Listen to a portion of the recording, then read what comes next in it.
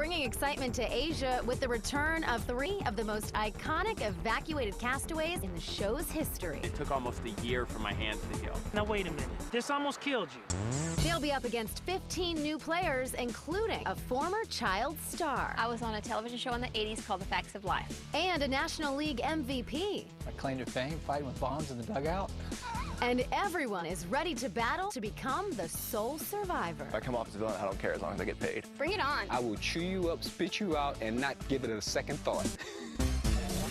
Plus, we've got an exclusive tour of this incredible tribal council and a sneak peek at the first immunity challenge in the Philippines. Bob is ready, go! Not 2, but 3 tribes, 39 days, 1 incredible season. Survivor Philippines preview starts right now.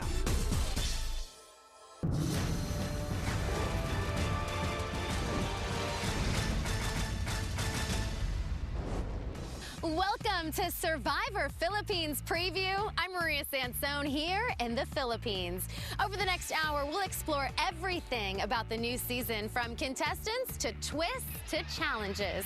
But first, it's been 10 seasons since Survivor last shot in Asia, and this new location has an exotic and exciting flavor of its own. We're in the Philippines, and this is really a spectacular place. And it is kind of amazing we've never shot here. It's really isolated, and I think you get the feeling that it's remote. And I always love when we have these big shots that remind you, no, we really are in the middle of nowhere. There is nothing. We're on a damn island. And where there are islands, there's the ocean and all the gifts it brings to Survivor. Underwater challenges, great fishing opportunities. Tribes are going to be in and out of the water because the water is safe. You can go in it. The castaways will be in that water right away. The show will kick off with a classic Survivor marooning. We will have 15 new survivors. They'll be on this big boat.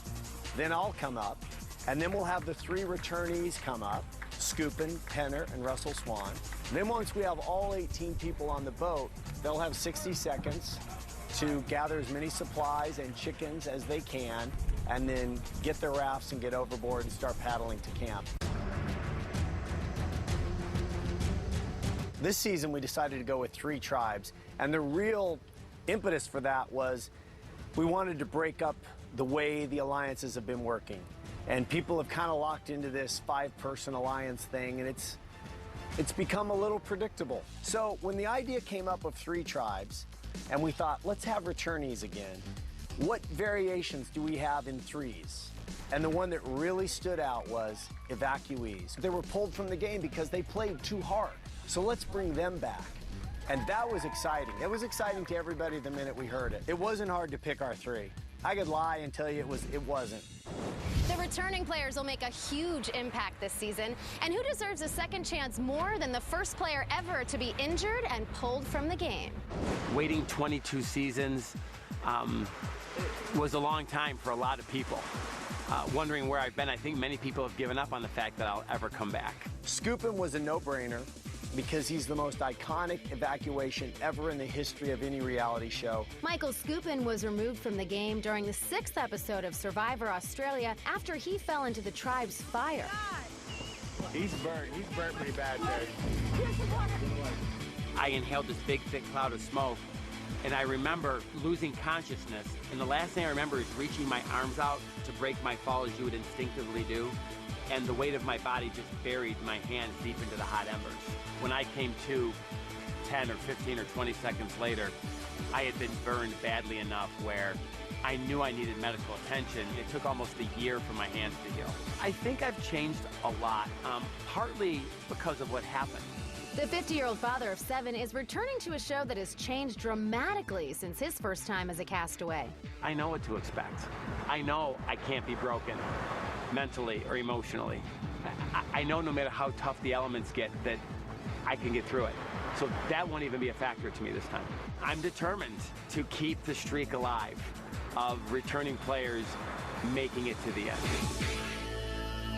I said, I am too busy and I am too old, but I actually think I can win this time. Jonathan Penner was pulled from his second stint on Survivor during the Fans vs. Favorites season due to a gash on his knee that grew into something much more dangerous. And the infection just got way out of hand.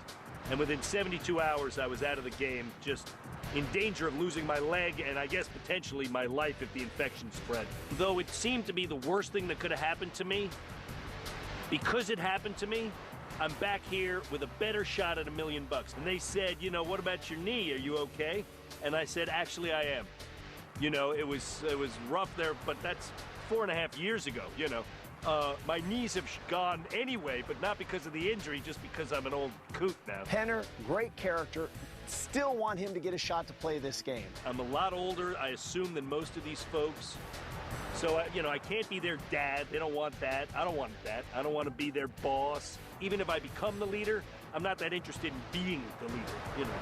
I know what a winner's game looks like. I'm ready to play it now. I have a tremendous amount of experience. More, I think, than probably anybody that's going to be out here now this time. The third time's the charm, I think. I really do.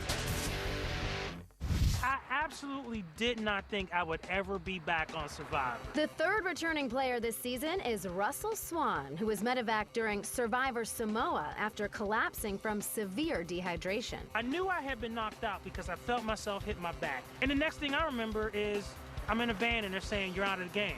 But it wasn't until they aired that episode that I got what these folks were talking about. He saw the medical team come in and have to bring him back.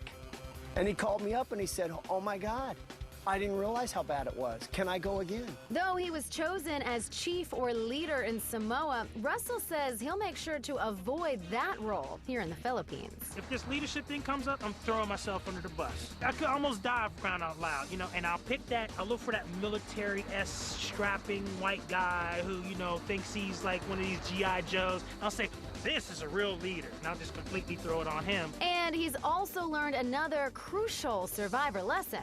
Always hydrate. I will have water stations everywhere within a 5-foot radius of where I'm existing. You don't want the brother to pass out, do you? You know, help a brother out. Give me some water. The returning contestants will face off against a diverse group of 15 new Survivor faces, like 27-year-old tire retreader Zane from Virginia. I ain't never been shy. I ain't never met a stranger, brother. I could walk into a crowd and sit down and talk to the best of them. Zane, I love. I wish we had a guy like Zane on every season. I told him, I said, you put me on this show, I guarantee you I take that money to the house. Because ain't nobody else want it like I do. Ain't nobody else working for that money every day like I do. And seeing by the competition that y'all got me lined up against, I can already tell it ain't gonna be too hard. Something that will be hard for Zane is missing his wife back home. Been married, you know, almost a year and a half now. We ain't been away from each other 24 hours since we've been married. Another issue for this hard-working Southerner, the extreme heat in the Philippines. I'm from the South, but this is like being inside a chili bean. I hope that people don't judge a book by its cover and vote him out because they think he's different. You look at them tattoos and you think, oh, automatically, dude's probably gonna give you trouble. But then you get to know me, man. You see my eyes, you know what I mean? You realize that that's a roadmap to your life, brother. So you can take me however you want me as long as you pay me. You see what I mean? I am the baby of this group.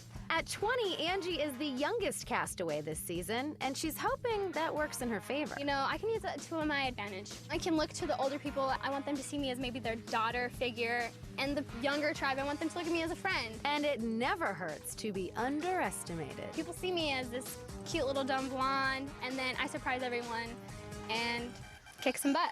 As bad as it is, I am very good at manipulating people. I just get my way with things sometimes, you know, just naturally. I manipulate, maybe not trying to sometimes, but, you know, when a girl wants her way, she wants her way. If I need to flirt, I'll flirt to get advanced in the game, but as of relationships, I'm already taken. As 2010's Miss Utah Teen USA, the fashion retail student knows all about competition. Some skills that I'm gonna take from my pageantry experience is, you know, cutthroat girls. They all wanna win, and you have to deal with all those girls. This is hard to say because I think Angie's a really nice young woman, and she's got a great little heart. She has no business being out here. If Survivors played the way I would play it, I'd say, Angie, you're beautiful and your tan is amazing. You've got to go. Another crown holder is 21-year-old Katie, who was named Miss Delaware in 2011. Signed up 2 weeks before the pageant and won. Kind of a cool story. I think people are gonna assume that I'm gonna gravitate towards the hot guys and kind of flirt my way through, but I'm gonna do the opposite. I intend on proving myself through the challenges and at camp not being lazy and helping out, not sunbathing. Post-Survivor, Katie has a career in mind that definitely doesn't include a swimsuit competition. She's studying to become a state trooper. My mom and I always used to watch Cops growing up, and I always said if I was a guy, that would be what I would do. And then one day I was like, well, why can't I do it? I feel like this experience really is going to prepare me for the police academy. If I can get through this and survive 39 days out in the wilderness with all kinds of strange animals, weird people, and all kinds of stuff, I can totally kick ass in the police academy. I think Katie might be a little young for this game. Sometimes you need a little more true life experience. I think that might hurt her in this game. Up next, from primetime diva to isolated islander, see how this TV icon plans to outsmart the competition. I think it won't take long for them to realize I'm not Blair. Then the hot-tempered pro athlete who may bring more than sharp skills to the game. If you are a baseball fan, you know him and you know that he's kind of a villain. All that and your exclusive look at the first immunity challenge of the season when our Survivor Philippines preview continues. Go!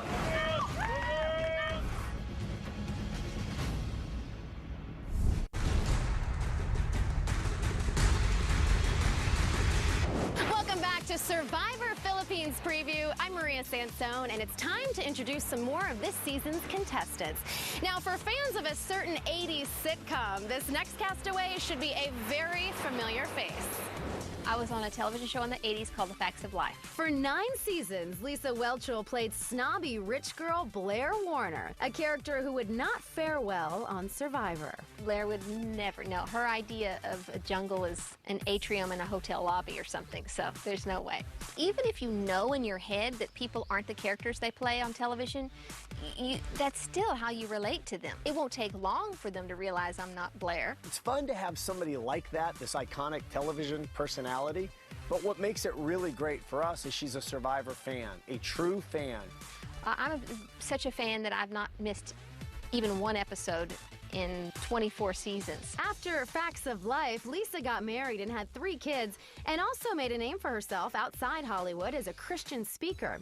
But will her religious beliefs be at odds with the more devious aspects of Survivor? That's not my strategy to lie and manipulate, but I also want to play the game well, and I know how you play the game. For the viewers at home that judge me for that, thinking, well, she says she's a Christian, and there she is lying. I'm sorry about that, but you just, I feel okay about it in my heart, and that's got to be enough. I hope more than anything, I really would like to be another picture of what a Christian looks like. Not a weirdo, not one that is judgmental. I do think that, unfortunately, most Christians are about the details and about the law, and it's really supposed to be much more about grace and love. But Lisa feels her fame, not her faith, might be her biggest obstacle. It may be an issue. They may think, well, yeah, but you had your time. And I go into that with my eyes open, knowing that can be a strike against me. While Lisa might be concerned about her portrayal on the show, this next contestant isn't stressed at all. If I come off as a villain, I don't care as long as I get paid. The only way I care about being portrayed is, at the end, being portrayed as the winner. In real life, 24-year-old Malcolm isn't a villain at all. I was the co-founder and director of a program that sets up underprivileged youth with varsity college athletes who will coach them and kind of mentor them for like a totally free season.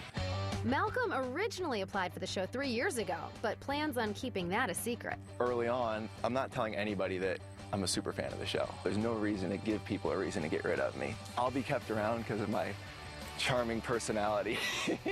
Another part of the game Malcolm isn't worried about is being grilled by Jeff Probst at Tribal Council. I'm definitely going to be in Jeff's face, like he's not going to be able to push me around. He's not going to see this, is he?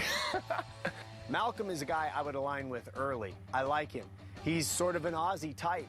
And if Malcolm gets in with the right, maybe 2 people, I think he could do really well in this game. Up next, a self-proclaimed computer geek who has already proven he knows what it takes to survive. At 52, Artis is the oldest contestant this season and has already proven his perseverance by overcoming cancer. Being diagnosed with cancer kind of hurt because I'm one of those people that I considered myself in tune with my body. I was huge. I was 6'4", I looked like an NFL middle linebacker before being diagnosed. For the fitness fanatic, chemotherapy treatments proved to be difficult. It ate me up, and within 2 months, I went from 238 down to 162. I looked like something out of a Michael Jackson Thriller video. I was horrible, horrible. I'm nowhere near as strong as I used to be, but I'm happy with where I am right now. Now cancer-free, Artis is ready to take on whatever the game throws his way. I consider myself a chameleon, which means I can blend in any situation that I need to, but I have the voraciousness of a praying mantis. If I feel threatened, jeopardized, or used, I will chew you up, spit you out, and not give it a second thought. I don't think Artis is going to gel with the other people. You know, this is a game about bringing a group of strangers from all walks of life. And Artis is that. He's from his own walk of life. They're going to get rid of me as soon as they can, or try to anyway. They don't know how old I am, and they are never going to know how old I am. But I saw when I walked in there, they was like, oh my God. This is probably going to be one of the biggest things that's ever happened to me. Hairstylist Dana has also overcome adversity in her life, having come out as a lesbian as a teenager and also facing down a drug addiction. So I was 20, and I guess I woke up one day and I had lost my best friend to drugs and a few other people, and I guess there's just like this slap in the face that's like, there's got to be more to life than this. Went to rehab, 12 years clean, and never looked back. I definitely think that rehab is going to help me with the coping side of this game, because I think that that's probably the toughest part of the game, is battling it with yourself. I like her story. I like that she came out young as a young gay woman and had to fight even her own family for respect, and that she's made something of her life. Well, looking around from the group, I think that I definitely stand out. I'm like this spiky-haired, tatted-up girl. I see a lot of blonde, big pumped-up girls and frat boys. I don't know where I fit in, but surely somewhere there's a spot for me. Dana is somebody I root for. I hope she mixes well with people, because I like Dana. And though Dana feels she has the outdoor skills down, one part of the nature experience might prove troublesome. Of course, I've never really swum in an ocean, so that's going to be quite different. One of the really fun things about covering this show is getting around by boat. So a couple of days ago, I caught up with Survivor's Marine Department to see how they transport all of those people and all that equipment across this beautiful sea.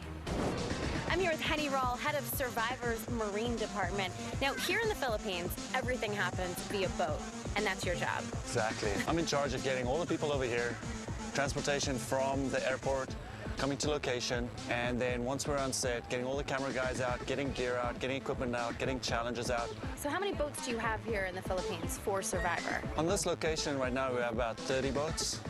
And do you bring them in, or how does that work? I'd say 15 are owned by us, and the other 15 are locally hired boats. Right now it's just kind of sprinkling, but I happen to know when it rains here, it pours. So what do you do in that case? We just have additional boats out there. We make sure that the boats that we have will be capable of taking people out under any conditions. All right, well, thank you so much. I know you've got a lot of work to do, so I'll let you get back out to sea. Thank you, Maria. Thank you.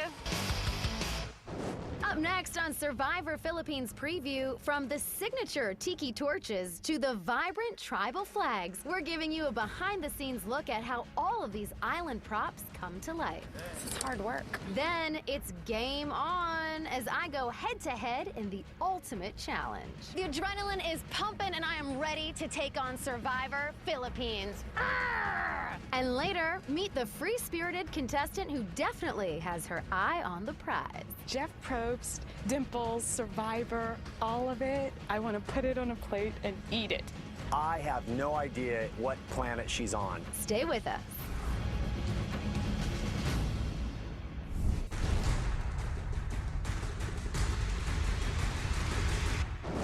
Welcome back to Survivor Philippines Preview. I'm Maria Sansone here in the Philippines. Last season, I helped out Survivor's art department, and a few days ago, I got another chance to create a very important part of the show. I'm here with Jesse Jensen from Survivor's Art Department. This is such a crucial part of the show, and I'm here to help you out today. Yeah, looking forward to having you back. From tribal council to the challenges, everything you see on the show is carefully constructed by the talented people in the props department. So Survivor Philippines. Yeah. Tell me about the look. Well, it's good to be back in Asia. We're kind of working on the whole region. We're taking some stuff from Malaysia, Burma, Thailand, a little bit of everything. And you also have a ton of locals that are helping you out here in the art department. Yeah, it's awesome. Actually, these are the best locals I think we've had. Really? Yeah, they've got the huge movie industry here in Manila, and so there's a bunch of talented people. So what are we going to be doing today? Today, we're going to work on a tribe flag. Okay, good, because I want to leave my mark this year. Oh, you will. We're going to have Leilani, our Tahitian props maker, who's going to teach you how to age down the bamboo and make it look like an old, cool, lacquered bamboo finish.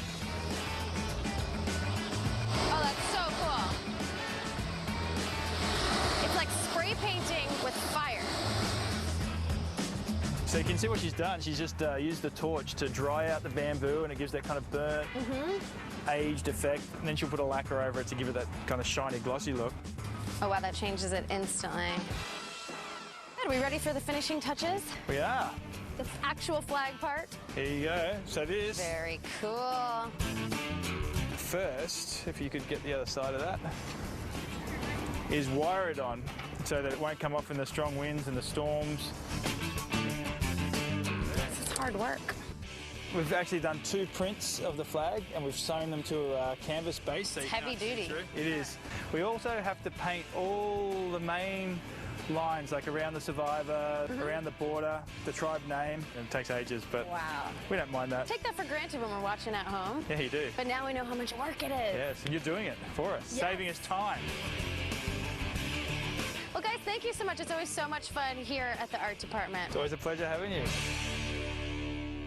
Well, I think I proved my worth at the art department, but my biggest hurdle was facing a tough Survivor challenge. Yesterday, I joined other members of the press to take on the grueling course of Survivor Philippines' first immunity challenge. All right, I'm here with John Kierhofer, ready to take on another Survivor challenge. So tell me what this one is all about. This challenge is called Share the Wealth. It's the first immunity challenge of Survivor Philippines, and it was inspired by Mark Burnett. He said, John, I want a challenge that's not a big obstacle course. Let's use the jungle, let's use the beach, let's use the water. It's been a long time since we've had this kind of environment. Let's use that. And I want to see pairs of people running off and doing things. It's definitely a team effort today. So it's a team effort, and everybody could have a part in winning it or losing it. So break it down for us, because there's 3 parts to this particular challenge. The first part, a pair from each tribe race into the jungle, and they're tied together with a belt and a rope. They race in. When they get to the center of the jungle, there are 3 towers. They have to climb up a rope ladder to the tower to where there's a chest. They open the chest and grab 2 paddles. They come back down. They race back to the beginning where they pass the 2 paddles to the paddlers. So they get their paddles. They go out into the ocean, hopefully paddling straight, but I predict they're going to be all over the place. Oh my God. And then they clip into a buoy out there. Once they clip in, they dive to the floor of the ocean and they release a chest filled with puzzle pieces. Then they swim that chest in. When they get the chest to the water's edge, the rest of the tribe runs down, picks it up, and brings it up to the puzzle solving station. Wow. At the puzzle solving station, they open the chest, and 2 people build a Philippine tower, a Philippine temple. First 2 tribes to do it get immunity. The tribe to come in last, somebody goes home. All right. Well, I'm going to be the first part of the challenge. How do you think I'll do? I think that's a good thing for me. It's a lot of running and climbing. I think you will kick butt. Any secrets? Yes. Stay in front of the other tribes. Get back before them. Because it's narrow. I want to be in the front of the pack. All right, let's do this. Good luck. Thanks. All right, the adrenaline is pumping, and I am ready to take on Survivor Philippines. Ah!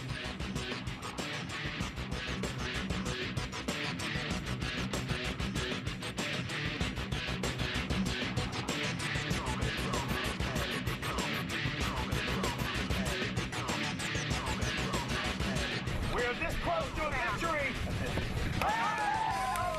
We're losing stinks. Really stinks, especially to that camera. That is no joke. Especially if you have no water and food for a few days. Wow.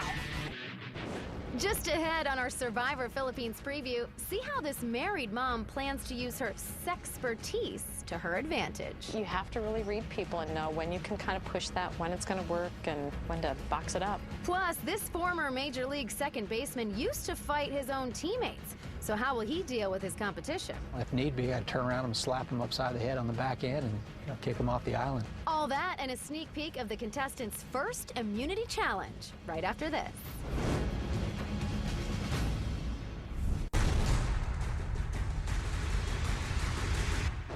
Welcome back to Survivor Philippines preview. I'm Maria Sanso. Now, baseball fans might already know this next contestant. He's a former MVP with a reputation for being a hardhead. We'll have to see how that plays out on Survivor. I've played 17 years of Major League Baseball. Played in the World Series. That was probably the most memorable time of my life in 2002. Won the MVP, National League MVP in the year 2000 as well. Now retired from baseball, Jeff Kent owns and runs motorcycle dealerships, but his Major League reputation might hinder his Survivor game. If you are a baseball fan, you know him and you know that he's kind of a villain. There are a lot of people that despised Jeff when he played baseball. I've had a tendency to argue with some umpires in the past and argue with a few teammates in the past too. So my claim to fame, fighting with Bonds in the dugout. Jeff might be able to draw from that heated rivalry with San Francisco Giants teammate Barry Bonds if he is confronted by tribe mates. I love to compete, and I've been out of baseball now for this is my 4th year, but I'm still in shape, and whether I can compete socially, we'll see. But I still love to win and hate to lose. I'm hoping to be a quiet leader. I think a quieter. I'm one of the older players I see. Hopefully I don't look that old, but I can tell that I'm probably one of the older guys. I actually think Jeff could win this game. It wouldn't surprise me if he made it to the end and then made a really compelling argument. If Jeff Kent gets to the end and the guy next to him doesn't say, "Are you kidding me? 17 years of mid-7 figures?" That's all I got to say to beat Jeff Kent. Sure, I don't need the money, but let's play the game. Let's play the game and find out who the best person is, and then the trophy, the champion, gets $1 million. 41-year-old Denise from Iowa also has a career that should spark some interesting conversations at camp. I also happen to be Iowa's only ASEX certified sex therapist. I just saw clients that were just coming in with intimacy issues or sexual abuse histories, some gender identity issues. Though it'll be tough for her to be away from her husband and young daughter, Denise's day job might come in handy on Survivor. It's a natural part of what I do 5 days a week. It's all about assessment and getting people to open up and creating an atmosphere that's comfortable enough that they feel safe. Everybody, every season, blows that they have an idol. So somebody, if they have it, I'm hopefully going to get them to tell me. I want to play the game like I live my life. I want to play with people that I actually would associate with outside, and these are people that I'm just curious about and I want to know more about. Denise could do really well. A really good read on people. She's fit enough to get past the hump that I'm over 25, so I'm the older woman. Physically, maybe how I look that they could be through, and I don't think I'm like hulkish or anything, but for 41, I think I'm in pretty damn good shape, and I work at it. It's not, I didn't just do it for the show. This is how I live my life. Next is a spicy, flirty woman originally from Brazil who says she'll walk a fine line between motivating and manipulating her competition.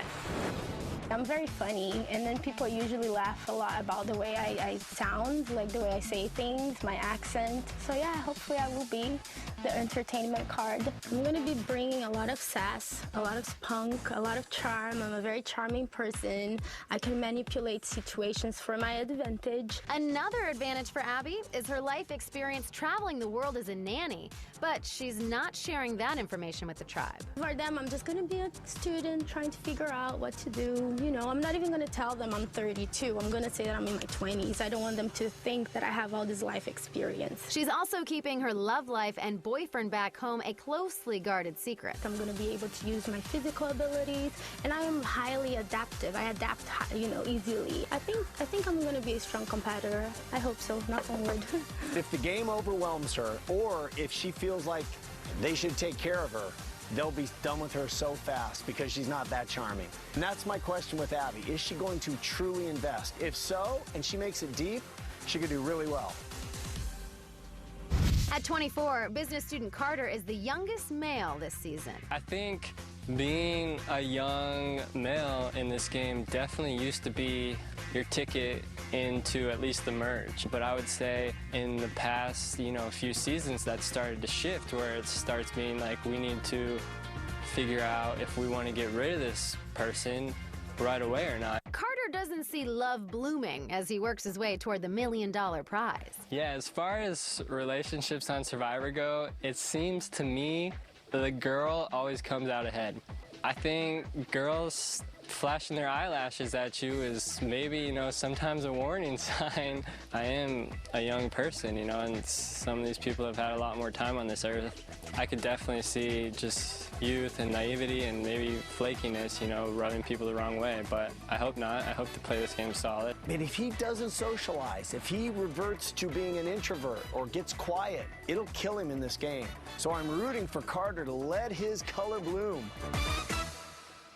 Coming up, can this good girl avoid the temptation of the island bad boy? I'm just praying he's not going to be on my team. I can get people to trust me really quickly, and that might be their downfall. Find out when your inside guide to Survivor Philippines continues.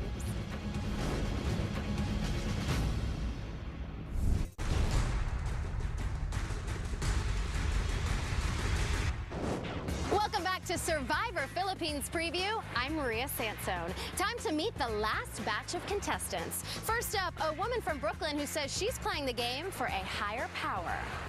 Back home in Brooklyn, I am a full-time seminary student, and I'm also in the United States Army Reserve as a chaplain candidate. For the long term, I'm eventually going to be a part of global evangelism, but for right now, I felt like the Lord wanted me to start with ministry within the armed forces. 27-year-old Roxanne knows her strong Christian faith can be a double-edged sword in a game like Survivor. It's not really about forcing my faith on everybody else and everybody. I can't hold other people accountable to what my faith tells me to do. That faith will help her when times are tough. The tricky part with faith, at least on Survivor, is a lot of times it prevents people from playing what can be kind of a devilish game. People either love me because I have an outgoing personality and so they feel at ease and they feel comfortable, or they feel threatened because I am outgoing. Beside her outgoing nature, there's one other aspect of the game that worries Roxanne.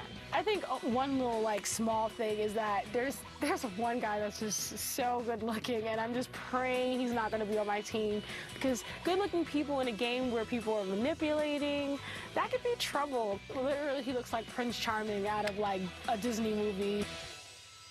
Back home, I'm a model by profession, engineer by occupation. I went to school for engineering, but I don't know, I figured it just wasn't for me.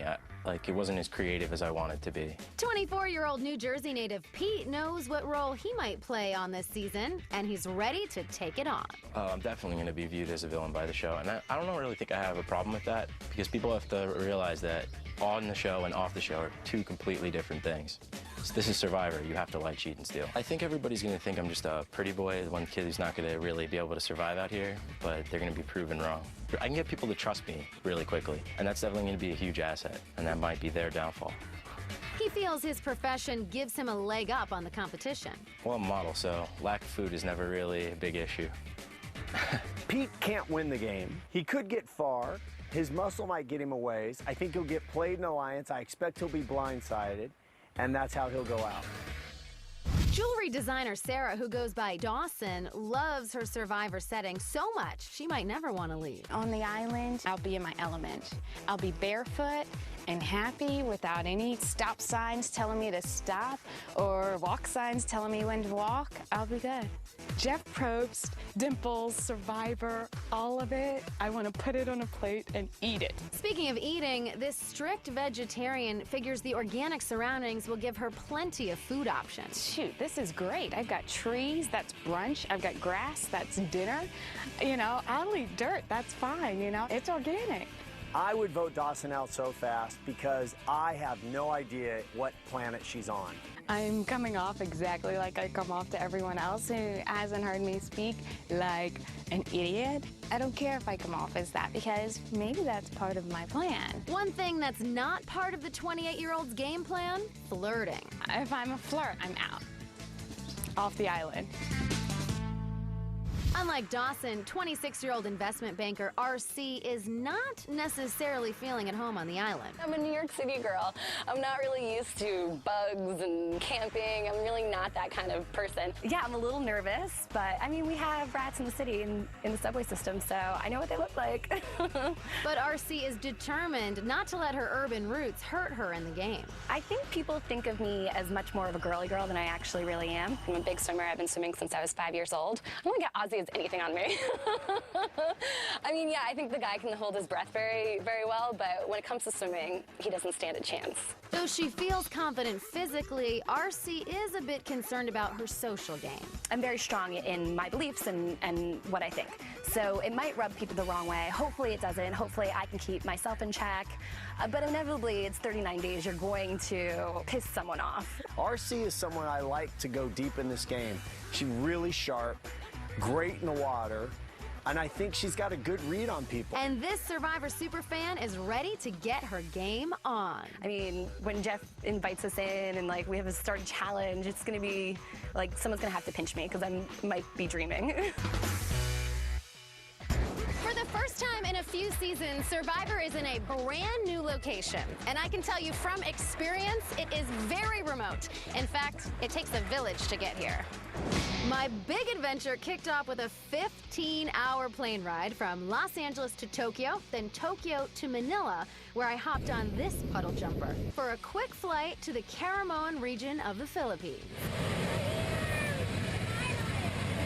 But I was still a hop, skip, and a jump from Survivor Island. After walking the streets and mingling with the locals, I caught a bus which took me to the water. It's not over yet.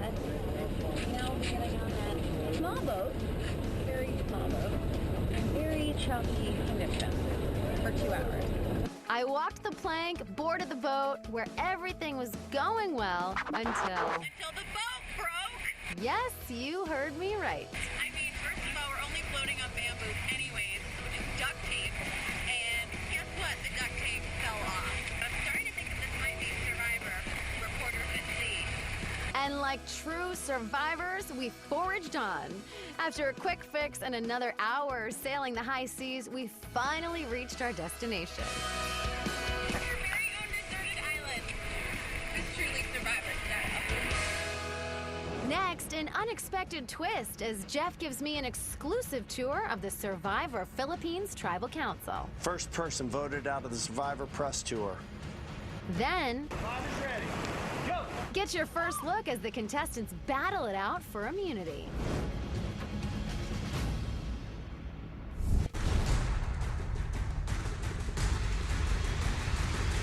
Welcome back to Survivor Philippines Preview. I'm Maria Sansone here on location in the Philippines. All right, I took planes and boats to get here. I made a flag and art department. I ran and lost a challenge. So I guess it all comes down to this. My visit to Survivor Philippines Tribal Council. So, welcome to Tribal Council for Survivor Philippines. Thank you. Nice to have you back here. It's great. It's always very surreal. If you go to a regular movie set or a TV show and you look on the back of this, there would be a lunch menu. Right. And phone numbers. But if you look here, it actually looks just like this. It's the real deal. It's the real deal. And here in the Philippines, we used a lot of local labor. And they, for instance, these lamps over here were designed by Jesse Jensen, who's our production designer, but then built all by locals. And same with the roof. There's about 4,000 tons of bamboo that had to be split, and then they made the roof out of it, all done by local labor. These big, gigantic planks here, which, you know, you look at this and you think, it's just a wood floor, but if you look at the size of these planks and the length, they're actually pretty massive. It has an Asian feel, and that's something different. And it's beautiful. It's like you said when you walked up, you said it's surreal because it's so real. Yeah. And that's the point, is we want people to come out here and feel like this culture exists. Like, this is not just something you can push over. This thing's here to stay. Well, we are here at Tribal Council. Yes. So I'm afraid that probably only means one thing. Well, it means lots of things. In your case, it means one thing, and that is this. Saw you at the press challenge, obviously. I was there. You didn't win. In fact, you lost. Yeah. And Tribal Council is where you're held accountable for your actions. I know it. I So do. what do you think we should do to you? Well, I think I should stay. Right. Clearly. Okay. Here's the thing. Someone has to go. I like you. I do. The dress, odd choice for Survivor. And you did lose. But because I like you, I'm gonna do what we do on this show, and I'm gonna draw a sad face. That lets you know I hated doing this. Once the vote is read, the decision is final. Person voted out will be asked to leave the tribal council area immediately. I'll read the vote. First person voted out of the Survivor Press Tour.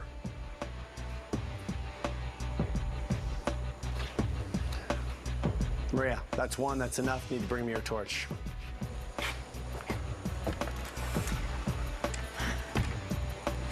Last words? Sucks. Maria? The tribe has spoken. You take this as a souvenir. Get out of here. Okay, so my Survivor journey might have come to an end, but for the contestants, it's just the beginning.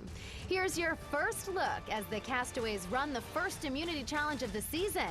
Hope they fare better than I did. Survivor's ready. Go!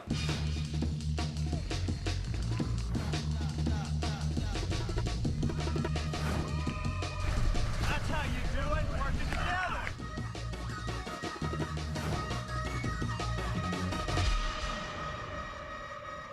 Well, even though I got voted out, I still had a great time, and I'll think of some way to get back at Jeff for that one. Well, that does it for Survivor Philippines preview. So, will a returning player win, or will the former Blair Warner make her way into the finals? I guess we'll have to tune in to CBS on Wednesdays to find out. I'm Maria Sansone. Thank you so much for watching. Time for me to head on home.